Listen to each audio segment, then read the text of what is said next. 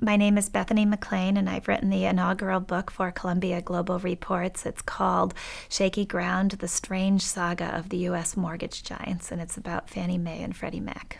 I think the notion that Fannie and Freddie are a global concern is really ironic on the surface, and it almost sounds far-fetched because homes are the most domestic asset there is, right? They are literally rooted to the ground, rooted to our soil. But yet, over the decades, thanks in large part to Fannie and Freddie, a great percentage of the American homeownership market has actually come to be financed through foreign investors.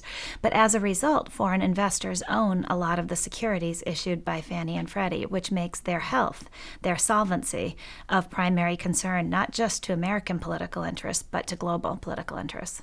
In the world today, given various changes, including the impact of the internet on the business model of journalism, there has been, notably and significantly, a decline in in-depth journalism on global issues. So I have long felt that a university should take on, to some extent, this mission. We have a subject which is globalization. We're never going to publish a book saying, here's what globalization is, folks. So each book is a specific part of it, and we strive for diversity of authorial voices and styles, diversity of geography, and diversity of subject matter. So the way this book happened was I took Bethany, who's a wonderful reporter and old friend, out to lunch and said, what hasn't been fixed yet from the financial crisis? You know, we had General Motors was bankrupt, and now it's out of bankruptcy. The banks were, in TARP, and now TARP is over.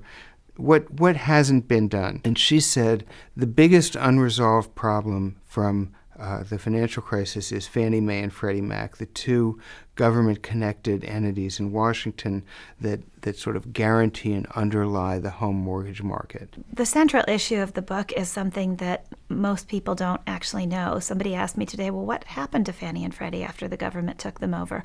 Well, the answer is they're still owned by the government. They're in this state called conservatorship, which was supposed to be temporary after the financial crisis, and there they sit. In fact, because most mortgages made in this country are now purchased by Fannie and Freddie, you could view the entire mortgage market in this country as being government-backed. And I think that's something most people don't understand. And that notion that we have this thing called housing that was at the epicenter of the financial crisis, and the two entities that do housing are still totally unresolved, and in this supposedly temporary state they were put into after the crisis, I think is astounding.